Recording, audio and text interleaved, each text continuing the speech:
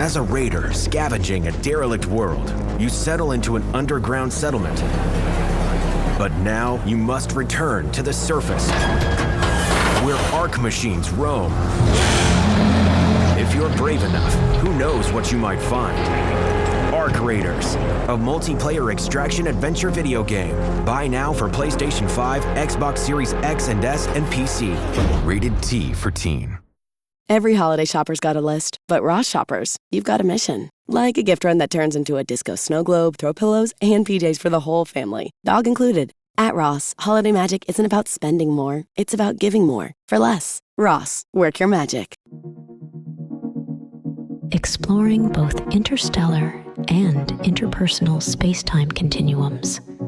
The Last Show with David Cooper. When we think of human evolution, we think of it happening over long periods of time, tens of thousands of years, hundreds of thousands of years, but could it happen right before our very eyes? Well, that is what we're here to discuss with astrophysicist Jesse Rogerson. It is science, news, and more. Jesse, welcome to the show. Hey, it's always good to talk about science with you. What about the and more part of the show? What would that entail? Well, we'll talk about that later. We will talk about that later. Actually, we will, because we've got a call-in thing going, and that's the and more. What is going on in the Tibetan Plateau? How are humans changing? Are humans changing? I feel like this is something that, as a scientist, the obvious answer is yes. Evolution isn't something that happens in big, huge jumps once every 1 million years. It's all these tiny little natural selection decisions, if you want to call it, that are happening really slowly on the small scale. So here they did this test where they were looking at 417 women who live above 12,000 feet their whole lives. So in the Tibetan Plateau. I'm no scientist, but my understanding is that's very high. And up there are some atmospheric changes. Oxygen levels are low. The air is thinner. It's a different environment than most people live in. Completely different. And this is actually where astronomers like to put their telescopes, by the way. Like Mauna Kea is 12,000 feet high. There's a 6,000-foot mountain in Phoenix, Arizona. Side note, have you been up to a place like that? And if so, is it tough to breathe? Yeah, it was weird. When I went to the top of Mauna Kea to visit a telescope there. And it was like, you kind of felt, it was hard to describe. You kind of felt, lightheaded wasn't the right word. It was like, everything seemed enhanced, and like I wanted to make sure I wasn't running is kind of what it felt like. So it's a different environment, and most humans don't spend a lot of time there. Certainly we don't live our entire lives there, like these 417 women that they studied. And so they wanted to know why were these women living their lives normally? And they found that when they looked at some of the physical traits, that they tested the amount of hemoglobin they have, which is a protein in your red blood cell that transports oxygen around your body. And then they also looked at how much oxygen the hemoglobin is transporting. And they found that the amount of hemoglobin is roughly average. There's no major difference with the carrier of the oxygen, but they were much more oxygen saturated. So there's way more oxygen being piled in to the hemoglobin to be transferred around the body. So these women who were living above 12,000 feet their entire lives, they had on average 5 kids each, had a really, really efficient way of getting oxygen around their bodies. And that is probably the reason they were doing so great living at such a high altitude. Well, that's interesting. Is there changes to their DNA? Is there changes to are they slightly more, I don't know, different people than us? Is that a weird question? Probably. No, that's exactly the whole point, right? Is this being coded into the DNA? Is it becoming genetic? And so the reason they selected women was because they wanted to follow a route of reproductive success. Because if you are truly looking for an evolutionary signature, then a natural selection signature, then you need something to be passed down through the genes. And so they chose women that had a wide range of children, from 1 child to up to 14. They had one person in their study who had 14 kids over a large period of time.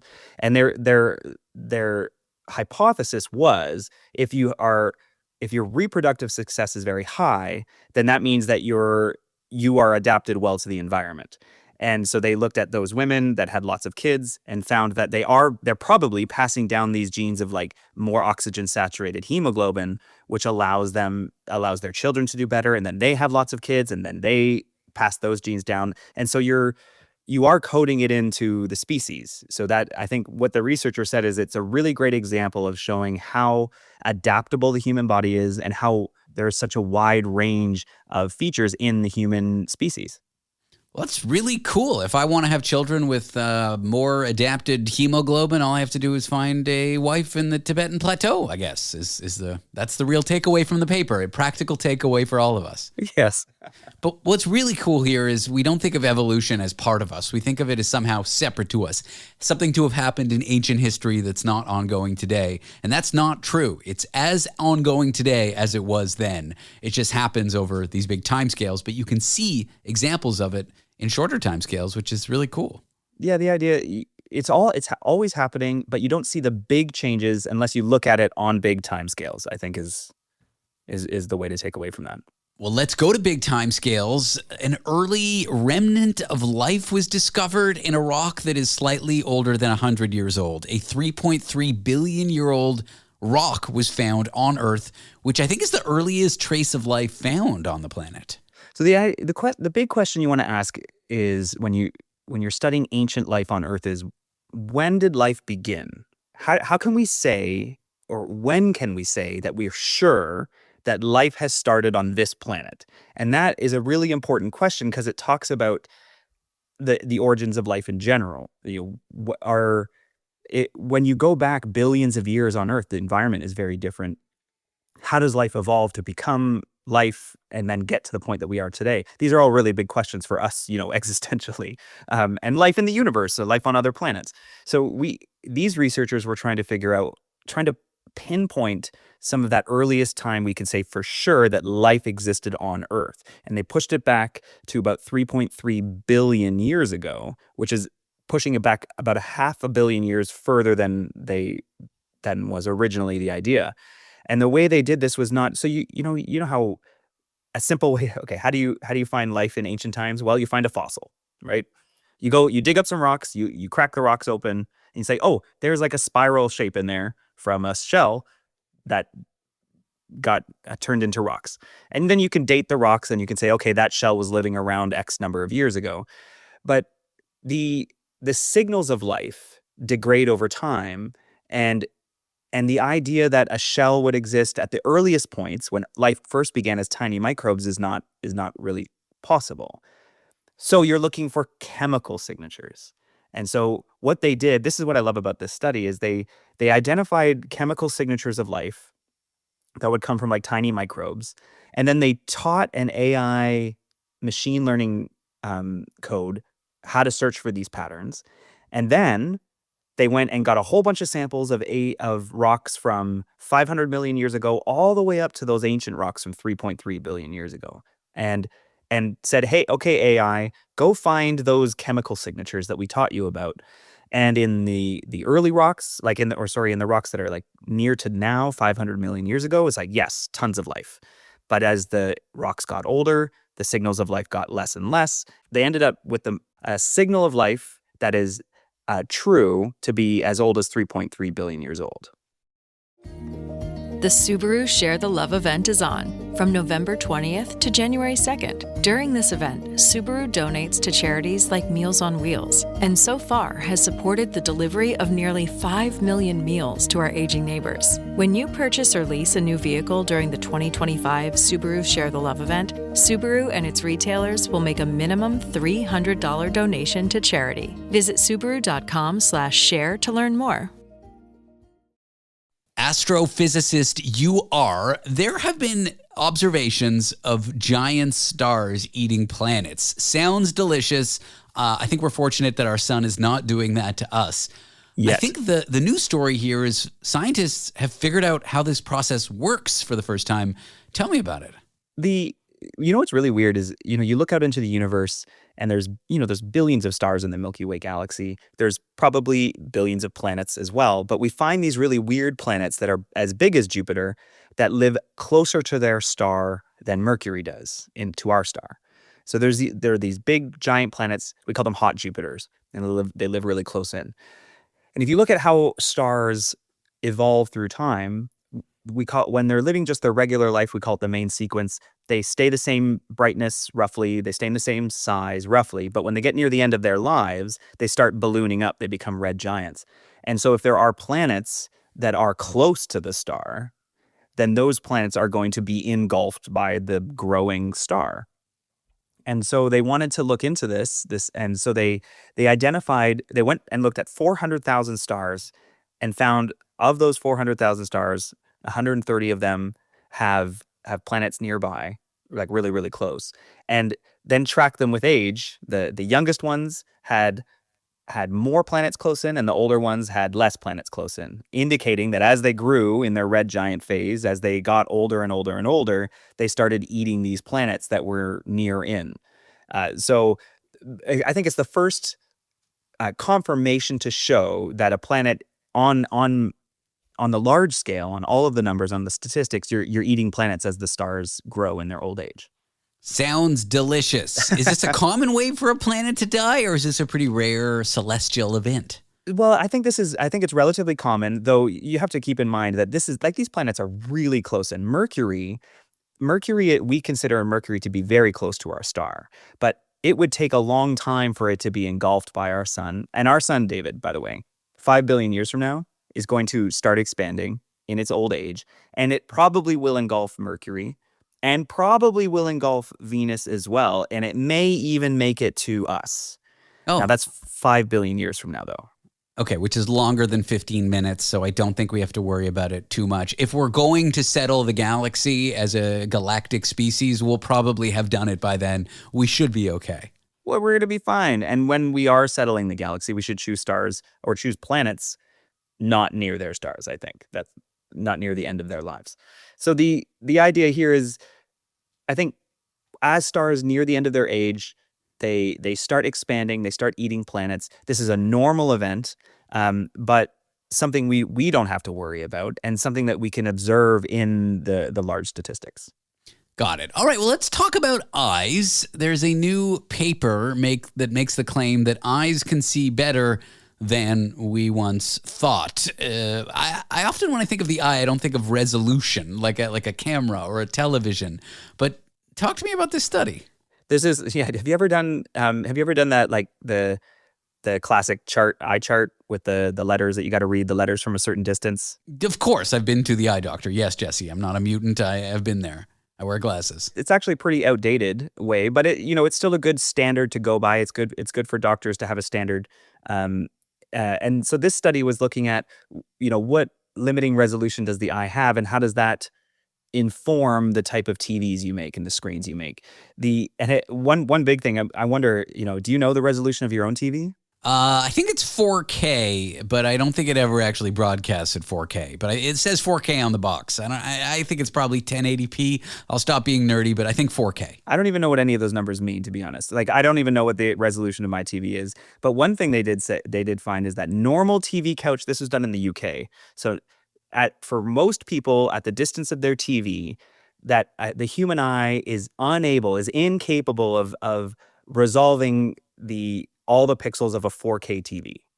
So if you have an ultra high def 4K TV, then your eyes, you're at diminishing returns at this point because your eyes aren't seeing all the pixels. But they wanted to really narrow down on exactly what that resolution is. And they found that, so they have a different measurement for this.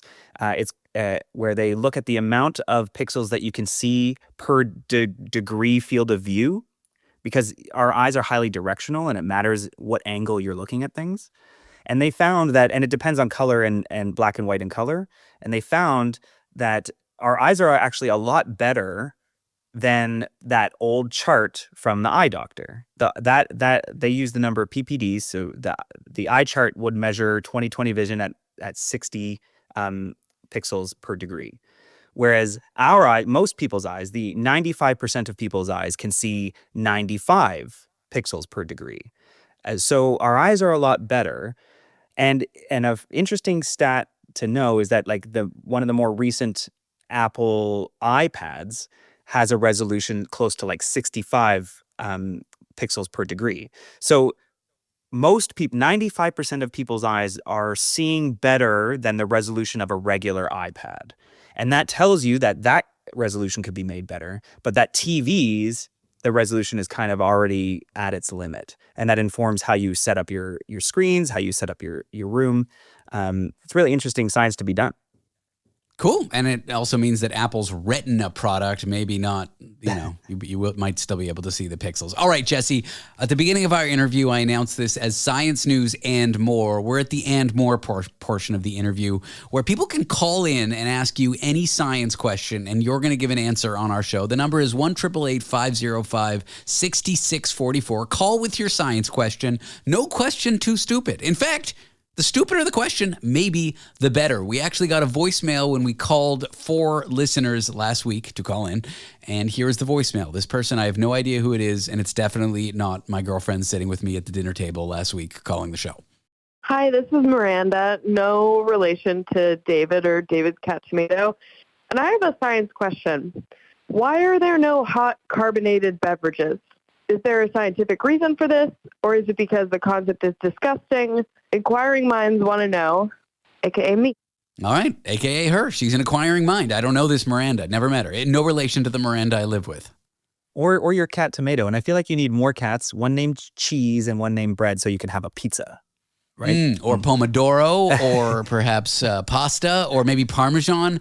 Anyway, we weren't sitting, but you can imagine we could have been sitting having soup, and I was eating the hot soup, and Miranda was also having hot soup, and she pulled out from the fridge a canned carbonated soda water, and I said, carbonated cold water and soup together? No, thank you.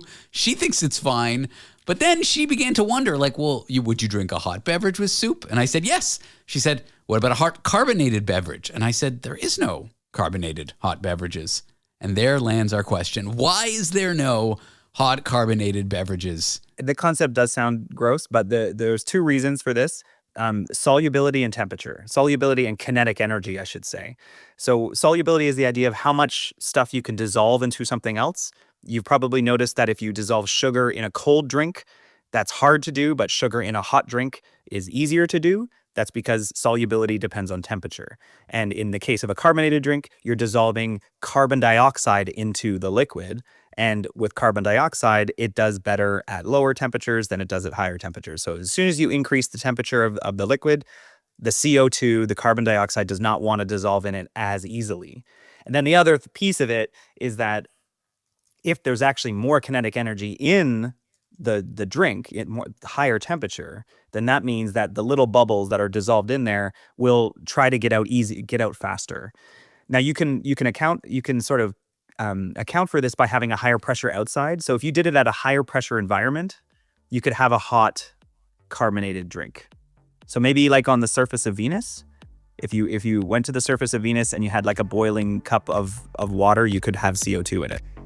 All right. Well, I enjoy talking to you, and I'm looking forward to having soda on Venus with you. Jesse Rogerson is a professor at York University. Jesse, thank you for being on the show. No worries. Thanks for having me. Ah, the sounds of an Etsy holiday. Now that's special. Want to hear it again? Get original and affordable gifts from small shops on Etsy. For gifts that say, I get you, shop Etsy. Tap the banner to shop now.